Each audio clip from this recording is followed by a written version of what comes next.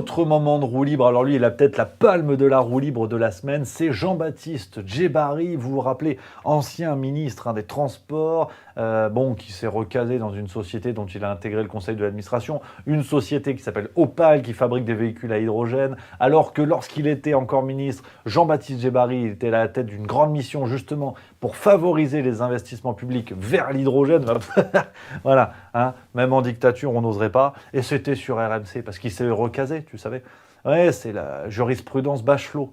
Quand tu es incompétent politiquement, tu gagnes ta place dans les médias. C'est automatique. C'est comme au Monopoly. Tu achètes une baraque, tu peux acheter une maison, puis au bout de 4 maisons, tu as un hôtel. Bon, bah là, c'est pareil. Et lui, il est maintenant dans les grandes gueules sur RMC. Il y a un problème politique, c'est-à-dire que se déplacer, c'est une liberté fondamentale. Et aujourd'hui, les gens, ils sont responsables. Même un progrès. Quand tu peux faire Paris-Bordeaux en TGV, tu fais Paris-Bordeaux en TGV. Donc les gens le font déjà.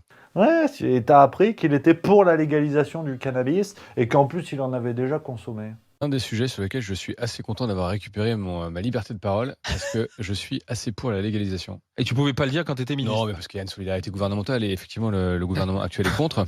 Et en fait, ça fait longtemps que je pense que c'est évidemment assez hypocrite. Et par ailleurs, moi, j'ai vécu un peu aux États-Unis dans des États dans lesquels c'était légalisé. Je connais assez bien le Canada dans lequel c'est organisé, assez récemment d'ailleurs, mais avec beaucoup d'efficacité. Et tu as fumé ou tu fumes? J'ai fumé 3 fois dans ma vie. Je fume pas du tout, hein, mais j'arrive même pas à avaler la fumée en vérité. Donc vraiment. Sur la jeunesse punk de François Braun, notre ministre de la Santé.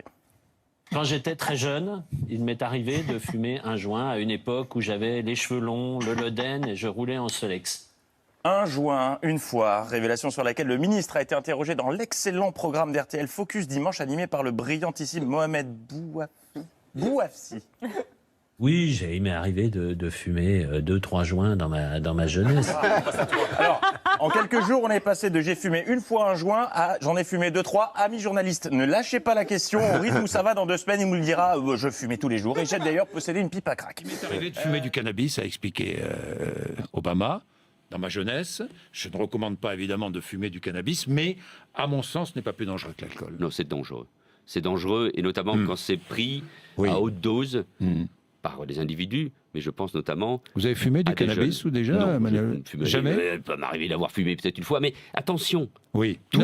Mais tout mot d'un responsable public, président des États-Unis, un modeste ministre de l'Intérieur en France, agit sur les jeunes. Moi, je suis favorable, et je reste toujours favorable, à l'interdiction du... Identify that person? Well, I think if we left it open, we could see how many people smoked pot in high school.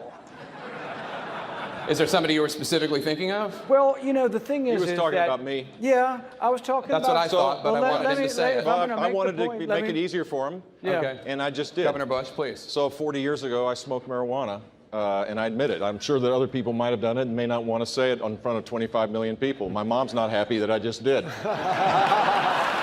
That's true. But here's the deal. It's been well documented. I smoked pot as a kid, and I view it as a bad habit and a vice, not different from the cigarettes that I smoked as a young person up through a big chunk of my adult life. I don't think it is more dangerous than alcohol. I experimented with marijuana a time or two, and I didn't like it, and didn't inhale, and never tried it again. Ah, bah pourquoi pas alors. Maintenant, si lui est honnête sur le cannabis, on peut peut-être parler des autres drogues, on peut peut-être parler cocaïne, par exemple. Moi, je dis, si on est détendu du slip sur la drogue, maintenant, il faut aller au bout de la promesse. Hein. À un moment, le rock est tombé dans la cocaïne, il y avait un blizzard de coke qui s'est abattu sur le rock, et ça a duré longtemps. Ça commence en 76 avec David Bowie, et ça va aller jusqu'en 96 avec Oasis, car Oasis, c'est des cocaïneux absolus. Toute cette histoire de l'engueulade entre les deux frères, cocaïne. Oui, c'est fini la drogue. C'est fini. Mais c'est vrai que l'ami Joby Djeba, là, je sais pas ce qu'il a fait aux médias, mais apparemment, il a un renvoi d'ascenseur terrible. Les institutions, la notoriété, le prestige, tout est bafoué et tout. Le roi s'endort, on dessoude le dauphin. Jolie manière. Mais attention, hein. J'ai bon caractère, mais j'ai le glaive vengeur et le bras séculier. L'aigle va fondre sur la vieille buse. C'est chouette comme métaphore, non? C'est pas une métaphore, c'est une périphrase. Oh, fais pas chier. Ça, c'est une métaphore.